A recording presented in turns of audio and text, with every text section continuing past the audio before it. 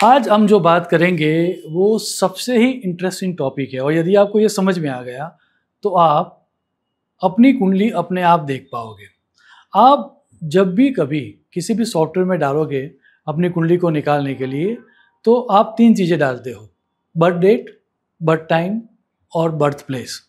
जब भी आपने ये तीनों डाल दिए उसके बाद आपके सामने ऐसी एक कुंडली आती है। अब कुंडली के बारे में समझने के लिए सबसे पहले आपको ये समझना पड़ेगा कि यहाँ पर जो भी स्थान आ रहा है उसको फर्स्ट हाउस कहेंगे।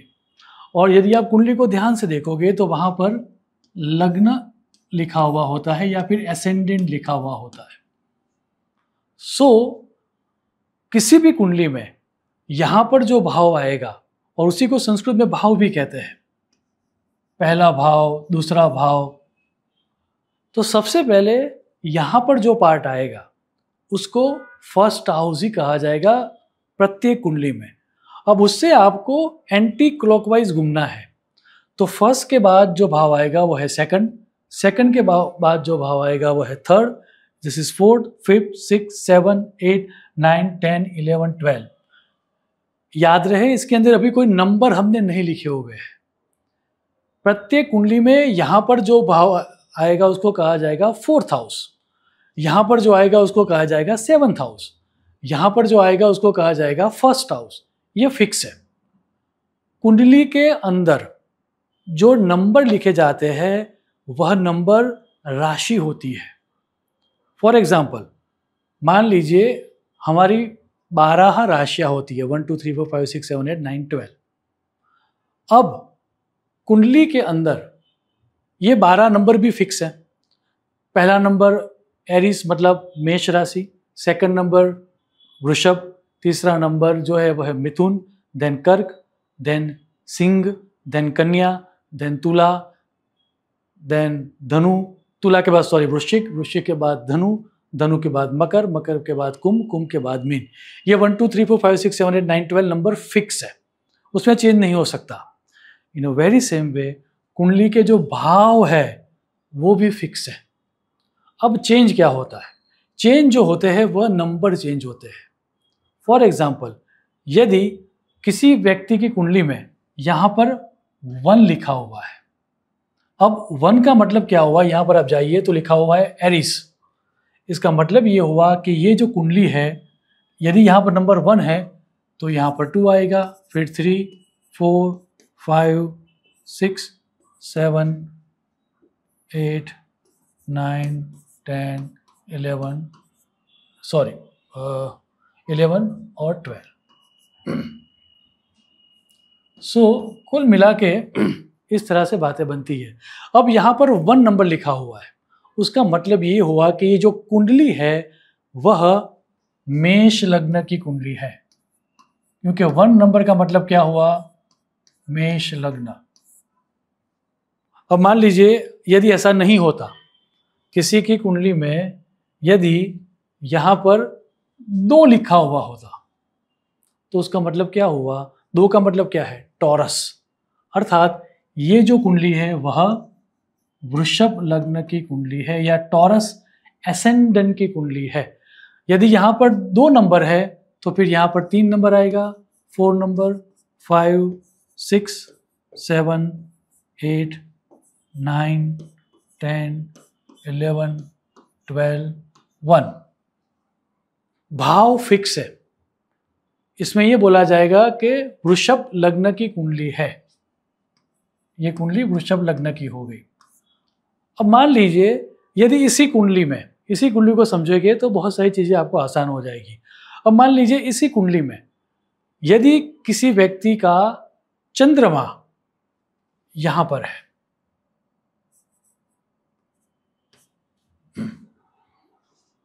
तो हम ये कहेंगे कि वृषभ लग्न की कुंडली में अब चंद्रमा कहां पर है? जहां पर 12 नंबर लिखा हुआ है।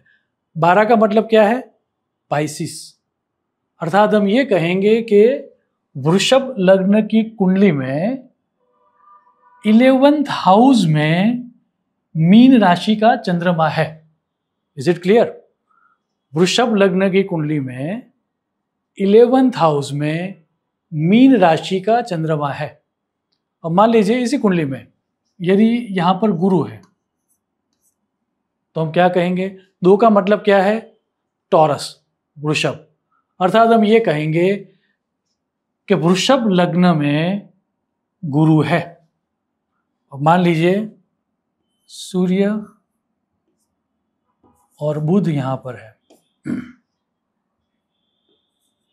यहाँ पर शुक्र है, यहाँ पर शनि है, यहाँ पर राहु है, यहाँ पर केतु है और यहाँ पर मंगल है। सूर्य, चंद्र, मंगल, बुध, गुरु, शुक्र, शनि, राहु और केतु। अब इसी कुंडली को यदि समझना है तो हम कैसे समझेंगे? तो सर्वप्रथम तो 2 नंबर यहाँ पर लिखा हुआ है, उसका मतलब हो गया कि यह वृषभ लग्न है। अब उसके बाद सूर्य की बात करते हैं। तो सूर्य कहाँ पर है? जहाँ पर 8 नंबर लिखा हुआ है। 8 नंबर मतलब 8 का मतलब है स्कॉर्पियो। तो हम ये कहेंगे कि सूर्य 7th हाउस में, क्योंकि हाउस तो फिक्स है अपना, सूर्य 7th हाउस में वृश्चिक राशि का है। इन अ वेरी सेम वे चंद्रमा के लिए हम ये कहेंगे वृषभ लग्न की कुंडली में चंद्रमा 11th हाउस में है, अर्थात मीन राशि में है। फिर आई बात सूर्य के, चंद्र और मंगल की बात। तो यहाँ पर मंगल कहाँ पर है? मंगल यहाँ पर है जहाँ पर 1 लिखा हुआ है।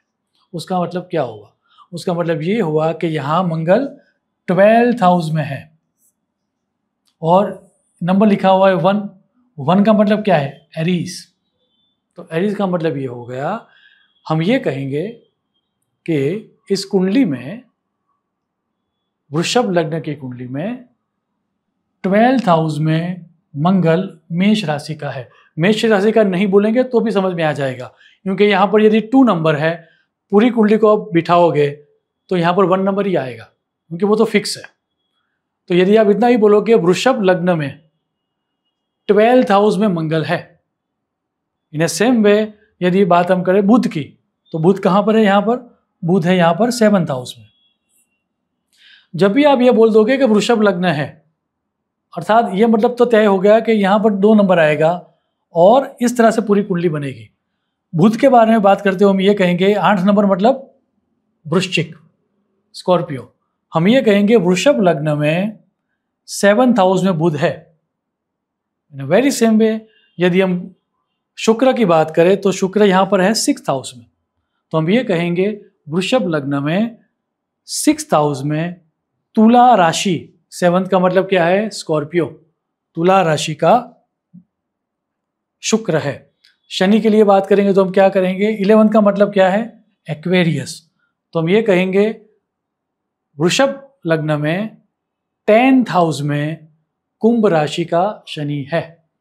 इतना ही नहीं, राहु के लिए बात करेंगे तो हम ये कहेंगे, अब Rahu Ketu always opposite to each other होते हैं।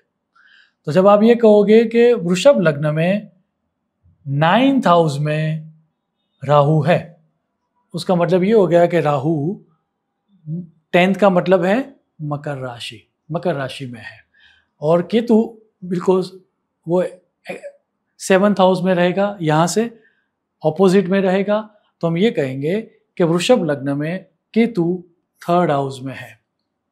आई होप इतनी जानकारी आपको यदि मिल गई तो एक बात तो क्लियर हो गई कि आप ये समझ पाओ कि कुंडली को कैसे देखते हैं। फर्स्ट एंड फॉरमोस्ट जैसे मैंने बताया दैट कुंडली के अंदर जो नंबर लिखे जाते हैं, नंबर मीन्स राशि। कुंडली में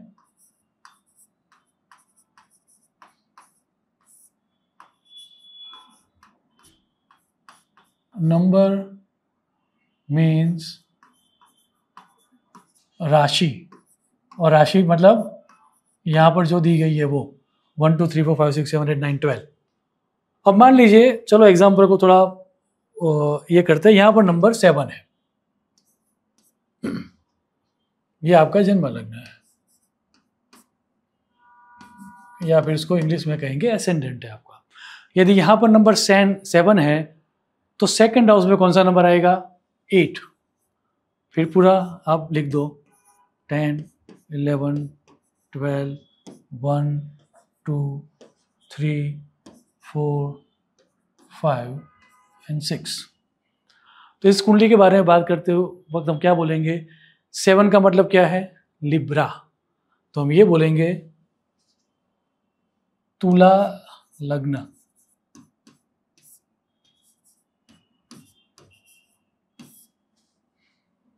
अब मान लीजिए इसमें शनि यहां पर है, तो हम क्या कहेंगे? तुला लग्न में 11 का मतलब क्या है? एक्वेरियस। तो हम ये कहेंगे तुला लग्न में 5th हाउस में शनि है। कौन सी राशि में? कुंभ राशि में, क्योंकि 11 का मतलब होता है कुंभ राशि।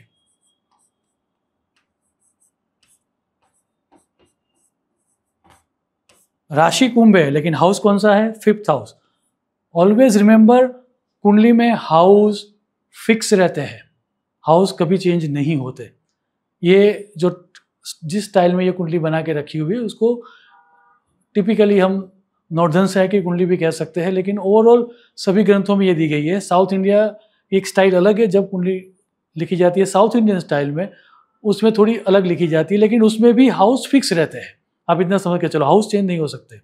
तो मान लीजिए अब चंद्रमा किसी का यहां पर है, तो हम क्या कहेंगे कि तुला लग्न में चंद्रमा 10th हाउस में है। अब यदि कोई पूछे कि कौन सी राशि में है चंद्रमा, तो 4th नंबर का मतलब क्या है? कैंसर। अर्थात चंद्रमा यहां पर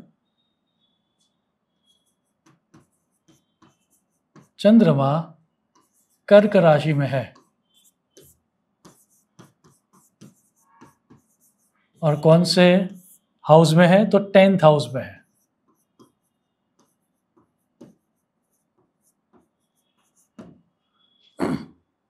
अब समझ में आ गया या थोड़ा एक दो एग्जांपल और भी दूं? I think it's very self explanatory. कुंडली को जब भी आप देखोगे हाउस रिमेन्स फिक्स। यहाँ पर जब भी कोई ग्रह आएगा यहाँ पर, तो वो उसका मतलब हो गया वो 7th हाउस ही है। यदि कोई ग्रह यहाँ पर आ गया तो उसका मतलब है कि वो 8th हाउस में ही है। नंबर घूमते रहेंगे एज पर आपका जन्म कहाँ पर हुआ है और आपका बर्थ प्लेस क्या है और बर्थ डेट क्या है आपकी। ग्रहों की जो चेंज ऑफ प्लेसमेंट है वह राशि के अनुसार चेंज होती रहेगी, लेकिन कुंडली में ये फिक्स रहेगा। मुझे आशा है कि यदि आपने इतना भी समझ लिया तो आप आसानी से अपनी कुंडली को समझ पाओगे।